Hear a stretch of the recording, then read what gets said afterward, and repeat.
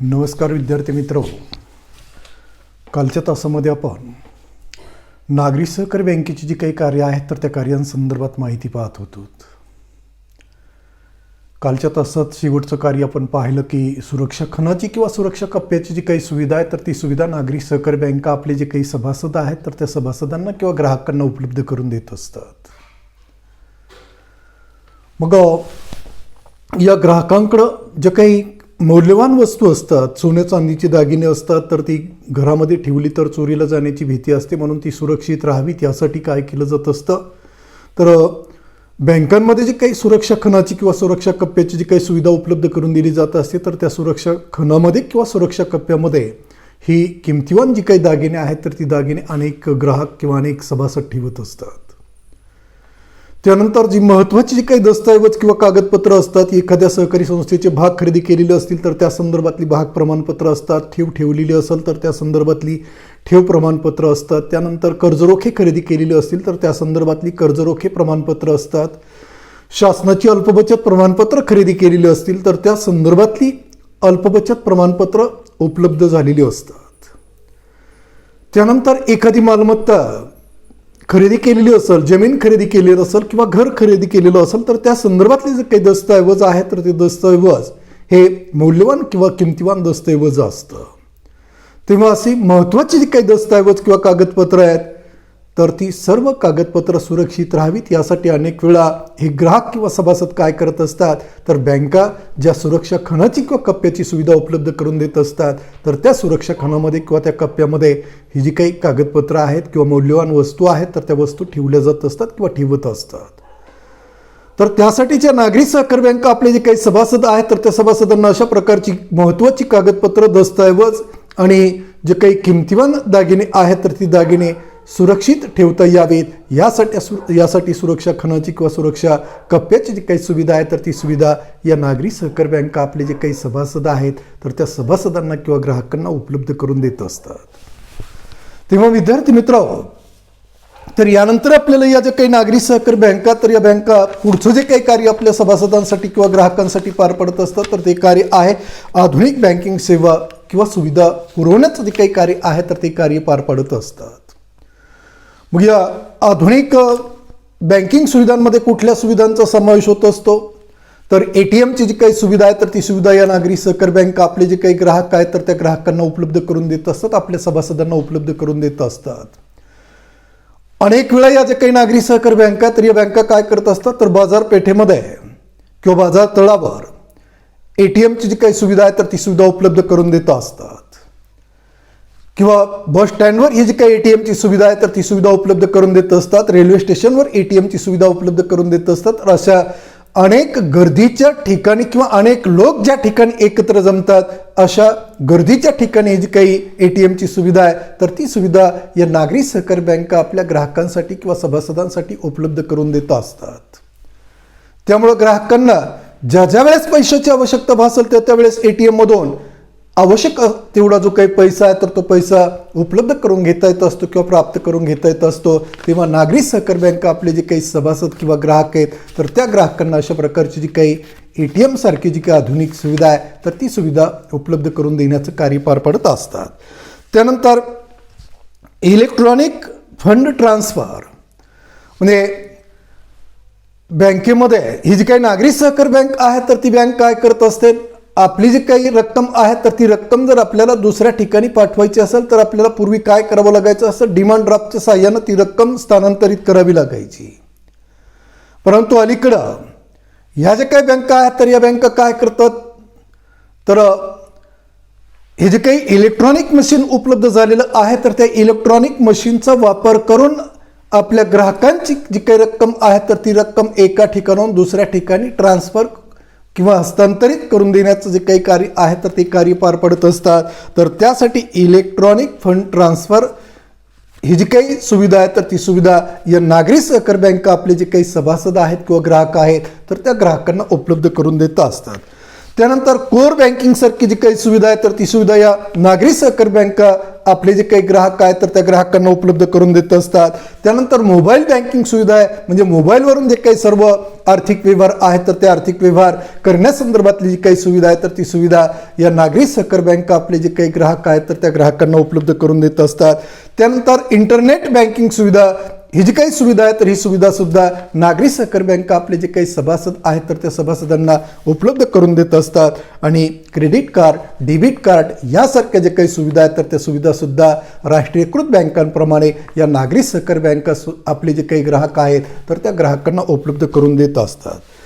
त्यानंतर tele banking सुविधा जी आहे तर ती सुविधा सुद्धा या नागरी सहकारी बँका आपले जे काही सभासद आहेत किंवा ग्राहक आहेत तर त्या ग्राहकांना उपलब्ध करून देत असतात. तर या सुविधेमध्ये काय केलं जात असतं तर आपल्या ग्राहकासाठी एक मोबाईल नंबर किंवा फोन नंबर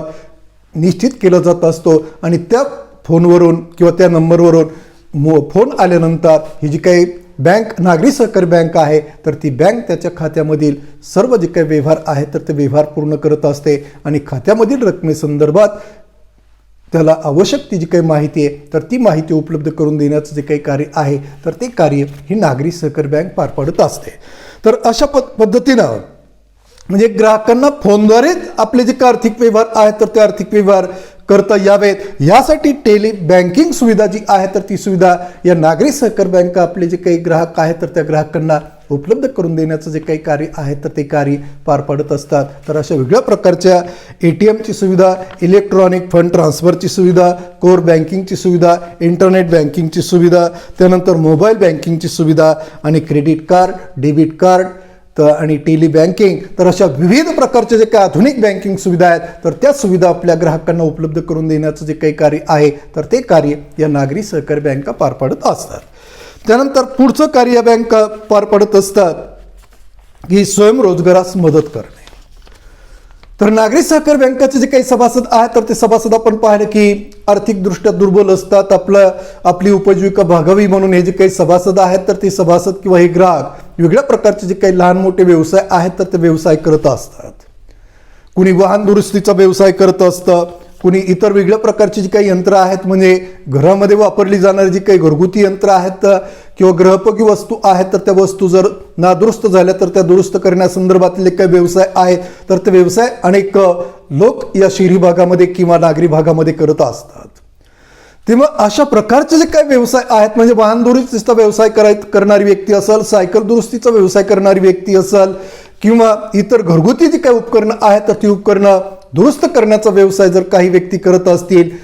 किंवा लोणचं बनवण्याचा व्यवसाय करत असतील, पापड बनवण्याचा व्यवसाय करत असतील तर अशा विविध प्रकारचे जे काही व्यवसाय आहेत तर ते व्यवसाय नागरी भागातील जे काही लोक आहेत तर ते लोक करत असतात आणि हे व्यवसाय करून मिळणारे जे काही उत्पन्न आहे तर त्या उत्पन्नामधून आपली जी काही उपजीविका आहे तर ती उपजीविका भागवित असतात. तेव्हा अशा प्रकारचे व्यवसाय करण्यासाठी निधीची किंवा भांडवलाची आवश्यकता असते आणि अनेक वेळा नागरी भागातील जे काही लोक आहेत तर त्या लोकांकडे असे व्यवसाय करण्यासाठी उपलब्ध असणारे जे काही भांडवल आहे तर ते भांडवल अपुरं पडत असतं आणि त्यामुळे त्यांना आपले व्यवसाय थांबवावे लागत असतात, बंद करावे लागत असतात. तेव्हा नागरी भागातील किंवा शहरी भागातील लोकांना असे वेगळ्या प्रकारचे जे काही व्यवसाय आहेत की ज्या व्यवसायामुळे त्यांना स्वयंरोजगार प्राप्त होत असतो तर ते व्यवसाय करण्यासाठी या नागरी सहकारी बँका त्यांना वैयक्तिक कारणावर अर्थसहाय्य किंवा कर्जपुरवठा उपलब्ध करून देत असतात आणि त्यामुळे लोकांना काय होत असतं तर स्वयंरोजगाराची जी काही सुविधा आहे तर ती सुविधा उपलब्ध होत असते. तर यासाठी स्वयंरोजगाराची सुविधा किंवा ती सुविधा प्राप्त व्हावी याकरता त्यांना कर्जपुरवठा उपलब्ध करून देण्याचं जे काही कार्य आहे तर ते कार्य या नागरी सहकारी बँका पार पाडत असतात. त्यानंतर पुढचं कार्य नागरी सहकारी बँका आपल्या सभासदांसाठी किंवा ग्राहकांसाठी पार पडत असतात त्वरित ग्राहक सेवा. तर प्रत्येक क्षेत्रामध्ये जर आपण आज पाहिलं तर त्या ठिकाणी स्पर्धा निर्माण झालेली आहे. म्हणजे हे जे काही युग आहे तर हे युग स्पर्धेचं युग आहे. त्यामुळं या बँकिंग क्षेत्रामध्ये सुद्धा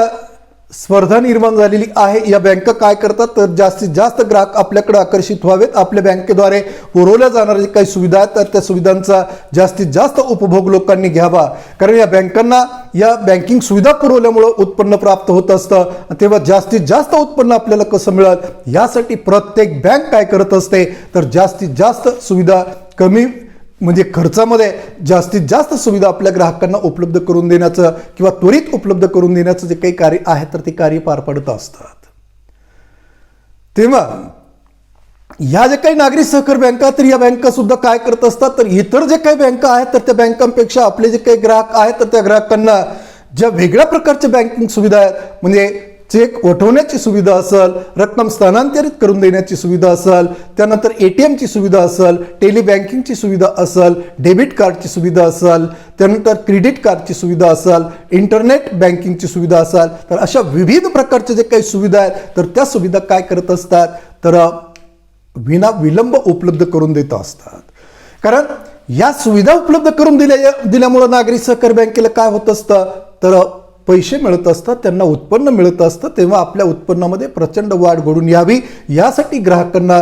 जास्तीत जास्त ग्राहकांना जर आपल्याकडे आकर्षित केलं, आपल्या बँकेद्वारे पुरवल्या जाणाऱ्या जे काही सुविधा आहेत तर त्या सुविधा जर त्वरित त्यांना उपलब्ध करून दिल्या तर निश्चित लोक काय करत असतात, तर इतर बँकांपेक्षा या नागरी सहकारी बँकांद्वारे पुरवल्या जाणाऱ्या जे काही सुविधा आहेत तर त्या सुविधांचा जास्तीत जास्त उपभोग घेत असतात. आणि त्यासाठीच या स्पर्धेच्या युगामध्ये टिकण्यासाठी या नागरी सहकारी बँका सुद्धा काय करत असतात, तर आपले जे काही ग्राहक आहेत तर त्या ग्राहकांना आवश्यक असणारे जे काही वेगळ्या प्रकारच्या बँकिंग सुविधा आहेत तर त्या सुविधा कमीत कमी वेळेमध्ये जास्तीत जास्त सुविधा पुरवण्याचं जे काही कार्य आहे तर ते कार्य पार पडत असतात. म्हणजे त्वरित बँकिंग सुविधा उपलब्ध करून देण्याचं जे काही कार्य आहे तर ते कार्य या नागरी सहकारी बँका पार पडत असतात. त्यानंतर वित्तीय व्यवस्थापन, तर नागरी सहकारी बँका काय करत असतात, तर आपल्या सभासदांना भागांची विक्री करून भांडवल उभारणी करत असतात. त्यानंतर जिल्हा मध्यवर्ती सहकारी बँकेकडून कर्ज घेऊन भांडवलाची उभारणी करत असतात. वित्त पुरवठा करणारी इतर संस्था आहेत तर त्या संस्थांकडून कर्ज घेऊन भांडवलाची उभारणी करत असतात. त्याचबरोबर या नागरी भागातील जे काही लोक आहेत तर त्या लोकांची काय करत असतात, त्यांच्याकडे शिल्लक असणारी जी काही रक्कम आहे तर ती रक्कम ठेवीच्या स्वरूपात गोळा करत असतात. मग ती सभासदांची असो किंवा बिगर सभासदांची असो, म्हणजे सभासदांच्या आणि बिगर सभासदांच्या ठेवी स्वीकारत असतात. आणि ठेवींपोटी गोळा होणारी जी काही रक्कम आहे तर त्या रकमेचा उपयोग सुद्धा काय म्हणून करत असतात, तर भांडवल म्हणून करत असतात. म्हणजे अशा पद्धतीनं म्हणजे सभासदांना भागांची विक्री करून भाग भांडवल उभारत असतात, प्रवेश फी स्वीकारत असतात, त्यानंतर कर्ज घेऊन भांडवलाची उभारणी करत असतात आणि ठेवी स्वीकारून सुद्धा या नागरी सहकारी बँका काय करत असतात, तर मोठ्या प्रमाणावर भांडवल उभारणी करण्याचा जो काही प्रयत्न आहे तर तो प्रयत्न करत असतात. मग उभारलेलं जे काही भांडवल आहे तर त्या भांडवलामधून या नागरी सहकारी बँका काय करत असतात, आपल्या सभासदांना कर्ज पुरवठा किंवा अर्थसहाय्य उपलब्ध करून देत असतात. म्हणजे नागरी सहकारी बँकेला आपल्या इच्छेनुसार आपले जे काही कार्य आहेत किंवा आपले जे काही सर्व आर्थिक व्यवहार आहेत तर ते आर्थिक व्यवहार पार पडता येत नाहीत, तर नागरी सहकारी बँकेवर सुद्धा रिझर्व्ह बँक ऑफ इंडियाचं म्हणजे केंद्रीय बँकेचं नियंत्रण असतं. आणि केंद्रीय बँकेच्या सूचनेनुसार किंवा आदेशानुसार या नागरी सहकारी बँकेला आपला जो काही निधी आहे तर त्या निधीची वेगळ्या ठिकाणी गुंतवणूक करावी लागत असते. म्हणजे सभासदांना कोणत्या प्रकारचं कर्ज द्यावं, किती प्रमाणात ते कर्ज द्यावं, इतर संस्थांचे भाग खरेदी करण्यामध्ये काही रक्कम गुंतवावी का, किंवा म्हणजे इतर ठिकाणी सहकारी संस्थेनं या नागरी सहकारी बँकेनं गुंतवणूक करावी का, ती किती प्रमाणात करावी, तर या संदर्भात जे काही आदेश आहेत तर ते आदेश कोण देत असतं, तर रिझर्व्ह बँक ऑफ इंडिया म्हणजे केंद्रीय बँक या नागरी सहकारी बँकांना सूचना किंवा आदेश देत असते. आणि त्यांच्या सूचनेनुसार किंवा आदेशानुसार या नागरी सहकारी बँकेला काय करावं लागत असतं, तर आपल्याकडील जो काही निधी आहे किंवा आपल्याकडे उपलब्ध असणारं जे काही भांडवल आहे तर ते भांडवल गुंतवावं लागत असतं. म्हणजे सभासदांशी किंवा ग्राहकांशी जो काही कर्ज व्यवहार करावा लागत असतो तर तो कर्ज व्यवहार सुद्धा या रिझर्व्ह बँक ऑफ इंडियाच्या आदेशानुसार किंवा सूचनेनुसारच या नागरी सहकारी बँकांना पार पाडावा लागत असतो. तेव्हा या जे काही नागरी सहकारी बँका, तर या नागरी सहकारी बँका अशा पद्धतीनं म्हणजे आपल्याकडे जी काही रक्कम आहे तर ती म्हणजे उभारलेलं जे काही भांडवल आहे तर ते भांडवल सुरक्षित राहावं, त्याच्यामध्ये रोखता राहावी आणि त्यापासून आपल्याला लाभ देखील प्राप्त व्हावा. म्हणजे रोखता, सुरक्षितता आणि लाभप्रदता ही जी काही त्रिसूत्री आहे तर या त्रिसूत्रीनुसार आपलं जे काही कार्य आहे किंवा वित्तीय व्यवस्थापन जे आहे तर ते वित्तीय व्यवस्थापन पार पाडत असतात. त्यानंतर पुढचं कार्य नागरी सहकारी बँक पार पाडत असतात, तर कर्मचारी व अधिकारी यांना प्रशिक्षण. नागरी सहकारी बँका आपल्या सभासदांना वेगळ्या प्रकारच्या ज्या काही सुविधा आहेत तर त्या सुविधा उपलब्ध करून देण्याचं कार्य पार पाडत असतात. नागरी सहकारी बँका सभासदांच्या किंवा ग्राहकांच्या म्हणजे बिगर सभासदांच्या ठेवी स्वीकारत असतात. त्यानंतर कर्ज पुरवठा उपलब्ध करून देत असतात. इतर वेगळ्या प्रकारचे जे काही बँकिंग सुविधा आहेत म्हणजे चेक वटवणं किंवा धनादेश वटवणं, रक्कम डिमांड ड्राफ्टच्या साहाय्यानं स्थानांतरित करून देणं, त्यानंतर सुरक्षा खणाची सुविधा उपलब्ध करून देणं, तर अशा विविध प्रकारच्या जे काही बँकिंग सुविधा आहेत तर त्या सुविधा आपल्या ग्राहकांना किंवा आपल्या सभासदांना उपलब्ध करून देत असतात. तेव्हा आपल्या सभासदांना या ज्या काही सुविधा आहेत तर त्या सुविधा वेळेवर उपलब्ध व्हाव्यात, पुरेशा प्रमाणात उपलब्ध व्हाव्यात, यासाठी या नागरी सहकारी बँकांनी काय केलेलं असतं तर आपल्या बँकांमध्ये आवश्यक तेवढे अधिकारी व कर्मचारी नियुक्त केलेले असतात. मग नागरी सहकारी बँकांमध्ये ज्यावेळेस अधिकाऱ्याची कर्मचाऱ्याची नियुक्ती केली जात असते त्यावेळेस कुठल्याही प्रकारची पात्रता परीक्षा घेतली जात नाही. वशिलेबाजीनं या नागरी सहकारी बँकांमध्ये सुद्धा अधिकाऱ्यांची किंवा कर्मचाऱ्यांची नियुक्ती केली जात असते आणि मग हे नियुक्त केलेले अधिकारी कर्मचारी अनेक वेळा त्यांना त्यांच्या कार्यासंदर्भात कुठल्याही प्रकारचं ज्ञान नसतं. मग अशा कर्मचाऱ्यांकडून किंवा अधिकाऱ्याकडून या नागरी सहकारी बँकेची जी काही दैनंदिन कामं आहेत तर ती कामं कधीच वेळेनुसार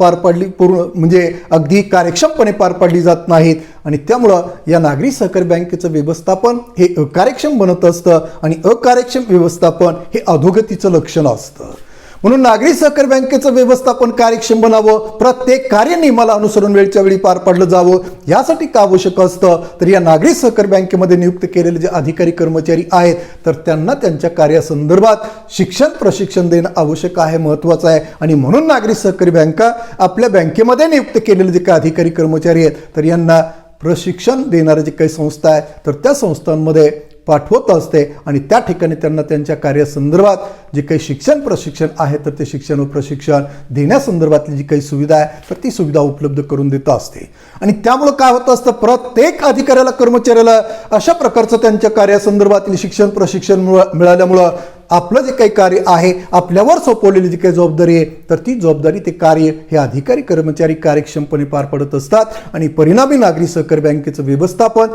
हे कार्यक्षम बनत असतं आणि कार्यक्षम व्यवस्थापन बनल्यामुळं नागरी सहकारी बँकेचा जो काही विकास आहे तर तो विकास घडून येण्यासाठी त्याची मदत होत असते. आणि यासाठीच नागरी सहकारी बँका आपल्या अधिकाऱ्यांना कर्मचाऱ्यांना प्रशिक्षण केंद्रांमध्ये पाठवून त्यांच्या कार्यासंदर्भात त्यांना शिक्षण व प्रशिक्षण देण्याचं जे काही कार्य आहे तर ते कार्य पार पडत असते. तर याप्रमाणे या ज्या काही नागरी सहकारी बँका आहेत तर या बँका आपले जे काही सभासद आहेत किंवा ग्राहक आहेत तर या ग्राहकांसाठी अशा वेगळ्या प्रकारची जी काही कार्य आहेत तर ती कार्य पार पडत असतात.